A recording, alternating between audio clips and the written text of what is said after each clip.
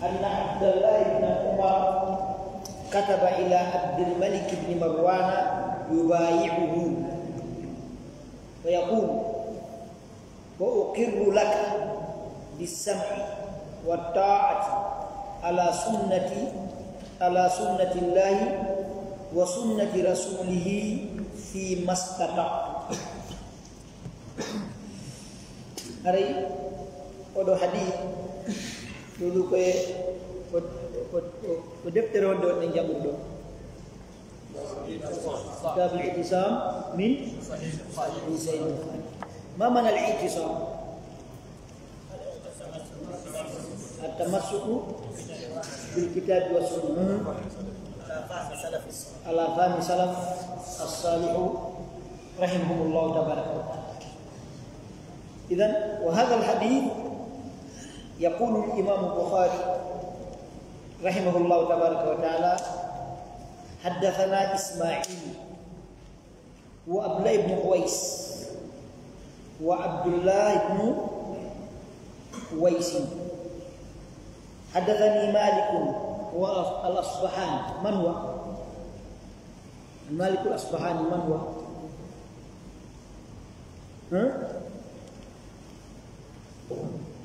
إمام مالك المعروف مالك بن أنس. عن عبد الله بن دينار هو مولى ابن عمر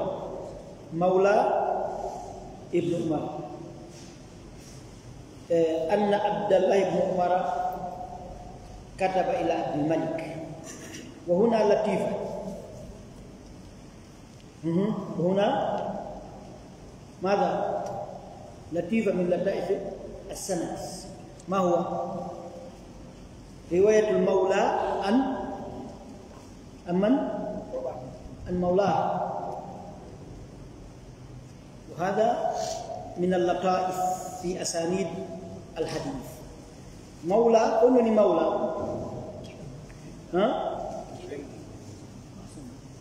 مولى sebenarnya maula hariko jia odurin ini. Nonde ko jia do makko orin am nonde mo osudu mo orin ini. Al an padu rin itu ko kanko jeyi do man an hadis wi al wala liman murin ini bukan ko jeyi are o jeyi si tawi murin ini o mai corona emotion do mara corona e o mara corona min al asab mara corona moto hare kan murin ini do corona al wala liman atak idan ko do riwayat maula idan abdullah bin umar wa man abdullah bin umar wa man huwa taban huwa sahabi هو ابن عمر الخطاب. عبد الله بن عمر هيموجيا يقول نينتين النبي صلى الله عليه وسلم وكان يقتدي بالنبي صلى الله عليه وسلم حتى في الجبليات والخلقيات. هاي كتوتا كمبودي كو الله كون تغري نلا دمان لا دو كون نائس نجيا ابن عمر نينتين النبي صلى الله عليه وسلم. Masalah sinela do sinno ke do be fala naatu do tay kam be juuti ko mabe turo so be naata ten ko kanko way naatu de hawo turaki sinela do turi ke naati wara o turo ona fiyo won sukko nela do ko yatani la do wada huunde ron kan wati abada ablam ko do wadi o taji biddo makko bilal ha on mayo to gali ma fi on no lundi nela do wata nela samaki la tamna ima Allah masajid Allah. Tong hatu harti Allah dia ko kajulina. Bainala do ma ta ibnu marwuli dum bilalin wallahi la namna'uhu. Wallahi men hadai. Bimujarrad hadhihi al-kalima utajimha wa ma yutugalim. Minna ma nela do ma ki hunde wi awatan. Tenon bilali woli lali dum lunda gol nela. Ko woli dum ko hakke ko andi bone ko sonna be rundi ko sibe yalti be we bitike kayasi. Kono baytu nela maki o dawi wala tan termine ko bitta makore do e wayno diri hanga tugali mo kambe nyinti ngol la do haru ti bi hafi ko do wadi be mala be hisi o windani Abdul Malik ibn Marwan min umara bani Umayyah ad-dawla al-Umayyah o windani mo fa olon tige woni yubayi'u e walina ko mubaya ka ma wal mubaya kunun mubaya hanke wona fi mubaya ترون أن هذا الدرس مدارسة ليس أنا فقط أتحدث بل نتدارس لا سيما فيما سبق إذا سبق أن قلنا شيء لازم إذا وصل إلى موضع يجب تذكيره سنذكره إن شاء الله ما هو المبايع يندير كونه فسو يندير ها يعني لان أنسي أولانك يا رأي يوم ما هو بسلمنا بين من أفتكم بايعناك على السمع والطاعة في اليسر والعسر في المنشط والمكره وحتى الأثر عليه ما معنى الأثر؟ الأثر يوني لم بكم بهالفنا يسير نقول جامع ولد نقول جامع سين نقول كل ودي ديلي جامع yang ikan kala esensi bakuba semua diuli bukan behal final si bejeti numbe nyani kam itu yo korale wede ata ben hayong hare mene dofti koni dofti ta ki konto fi ma'siyatillah la ta'ata li makhluqin fi ma'siyatillah don hari onno wadi Abdul Malik ibn Marwan wadi mubaya woni wa uqirru laka bis-sam'i wa ta'a do iridani ma nanu gon ala sunnatillah jadi do dina Allah ka wa sunnati rasulih do dina Allah fi mastata' kon ko mi wa yani do himo dofti kono fanni Allah yedda so yeddi tay ko yandi tamo yeddi gola la wan do do ta kala non ko yondiri ko heddi ko fop hare ko sabwa nilal so sambe ma gadi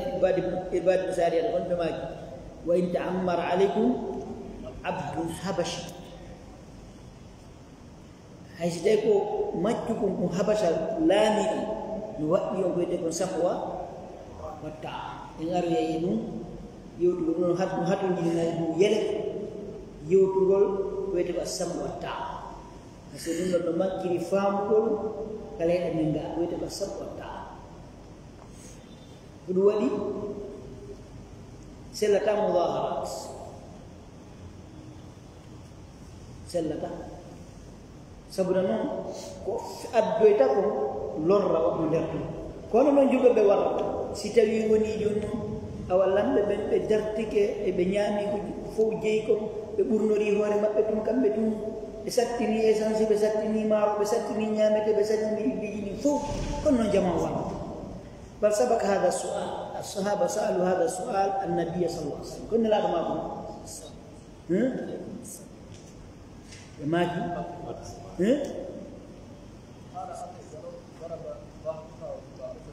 طبعا حديث كثير نجي من الماجي اصبروا حتى تلقوني على الحوض مني فسنلا صلى الله عليه وسلم kala lam olani o feewi o nunɗi hakkude lamaciri makko nelaɗo du'ani kala saliɗo fewde nunɗa nelaɗo tori e wallu man waliya min amri ummati farafiqa bihim farfuq bihim man waliya min amri ummati fashaqqa alayhim fashquq alayhim kono waɗɗi yimɓe ɓe kuttata ko Allah tara du'a jamon ɗo yawiti du'a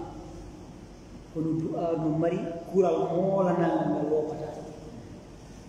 nela maki fattaki da'watal mazlum fa inna laysa bainaha wa bain Allah hijab si goddo toña on tori wala shakka jam jonno si dai o toña ma kan kadi o toñi fo toñi donc hari fala budda jama fa bi as-sabr wa ta'a wa ala al-yusr wal usr wal manshak wal makr hadda ala al-athar as-samata wani ta'a sama ala wasi Allah tabaraka taala yadda wa la na'ish bil aqs wa la na'ish bada bil aqs wa kontiru fanyala ma yadda illa fusala balto datawai yalto dartagol fi mum atawai ko hattudo yeddu bala te do goddo so na jona di rasta wadi bodi in waciti ni horma be wago ne yarde bere mo per no fono yalti rebandiga gol fi hakkimu wala ya ka ngala wako tiona jule taki no ko tawi hakki jalli no munja nder ton no yeba nder ton on di no yalti landa gol hakkimu gol ibn qayyim al-jawziyyi لو تأملت حال أكثر الناس لوجدتم ينظرون في حقهم على الله ولا ينظرون في حق الله عليهم ومنها هنا انقطعوا عن الله ونسي أتستك الحال أرد يمكن أتوي حق جماعة بدين بهذا حق الله دعاء ونحن بني حاجة ما تونيم من دعاء من دعاء بس الله كان دعاء nyam mingol e yarnu gol e wad golino bi fo ko hada min tawhidul rububiyya wa ma min dabbatin fil ardi illa Allah rizquha wa ka'ayyin min dabbatin la tahmilu rizqaha Allah yarzuquha wa iyyakum idan kono be darani hakke ji kam be duwa Allah ese haqqaqu tauhid hada tabaqu sunnah aminu bil wahyi be darani dum من حقيا قوة تتأي الله كدر بتفالك الله فالك كدر بجنب يكون شرع الله تبارك وتعالى ماذا سنفهم كدر سويدو وبالسم والتعويق على سنة الله وعلى سنة رسول الله صلى الله عليه وسلم نعم يقول باب قول النبي صلى الله عليه وسلم بعثت بجوامع الكلم dambugal ko mo na sallallahu alaihi wasallam be maki min nelirama e mobagol kongo jawami kalim mobagol kongo jawami kalim huna khilaf bain al ulama ma mana jawami kalim nadhru jawami kalim wa kullu kalimatin yasira jama'at ma'ani kathira kullu kalimatin yasira qalila jama'at aw jumi'at fiha ma'ani kathira kongol kono singol fitta ngo yaltina kongo yaltina maana jiddol don gale wakkan idan jumlu wono ni jawami kalim wono jawami kalim o wi qala muhammad balagani inna jawami al kalim anna allah ta'ala yajma'u al-umur al-kathira allati tuktabu fil kutubi qablahu في الأمر الواحد أو الأمرين. إن قال محمد هم بفاندي محمد. سنعرف كهديجا أنت بردي عن ابن شهاب هو محمد ابن شهاب الزهري. إذن بيجي كفانا محمد أو بيجي إمام البخاري. محمد بن إسماعيل البخاري. أما ابن حجر الأسقلاني رحمه الله تبارك وتعالى وفانا ابن شهاب الزهري محمد بن شهاب الزهري وكان قولي والله كدوا لي بيدو كبي وانت جوامع الكلم وفانا القرآن الكريم بينه وفانا وني سبب القرآن الكريم آية قول mana makko hatta ko mo beeno arde fiira haka ronki o haka gandal makko gal hatti o dal burdon don gandal si ari yaltine ton ko da yaltina burdon don gandal kadi si ari ko emberno gandal mangal yaaji o ko emberno yaltinta wanda istinbat Qur'an yaltinta maana jinda beno ko on ko faana Qur'an wala kul hal kongudi nela sallallahu alaihi wasallam nadi ka jawami al-kalim Quran nadi ke jawami en parce que kongol goto fandugol kono tawa gol yaltina maana ji dongal bal yu'allafi mujalladat وإني حدثنا عبد العزيز بن عبد الله هو العامري الأوسي العامري الأويسي قال حدثنا إبراهيم بن سعد هو ابن إبراهيم بن عبد الرحمن بن عوف يعني من أحفاد عبد الرحمن بن عوف عن ابن شهاب بن محمد بن مسلم ابن شهاب الزهري عن سعيد بن المسيب من كبار التابعين أصحاب أبو هريرة رضي الله عنه يعني عن أبي هريرة رضي الله عنه أن رسول الله صلى الله عليه وسلم قال بعثت بجوامع الكلم لكن من الرام كن موبي ونصرت بالرعب والرام كدي كله وبين هنا الميم محذوف أنا نائم ثم لتوم من مدوداني رأيتني بي هوري أتيت وهنا الواو محذوف في رواية أتيت مي أكام ماني جنما بمفاتيح خزائن الأرض جنما سادي جنغلو جليني بيكون كدون ولي بدان فوضعت لوضع كان يسابي في يدي كجوا قال أبو هريرة فقد ذهب رسول الله صلى الله عليه وسلم نلا سلم فكني انتقل إلى الرفيق الأعلى وأنتم تلغفونها ونهيد نيمي نويرون اللغيب هو أكمل متن الحديث اللغيب هو طعام مخلوط بشعير هكذا يقول أو تلغفونها أي ترضعونها أي تنعمون بها أي أو كلمة تشبهها ما كونغو ناندو دي يودي كانغو ابو هريره وي نلا رسول الله صلى الله عليه وسلم ما كودو wonne mabbe yi ka koydo Allah tabaaraka wa ta'ala jonni te ngaluji leydi du wada maka juude mabbe do on tuma Abu Hurairah wi mana dum don ko nella do feddini be hakki mofte mabbe den e nema wi mola nangi tibe nemi nade e nemaji ko Allah to andi fikirmu inshallah ko wonde daral seeri futto no hande kadi sharma al hadith ko yowdire dum ko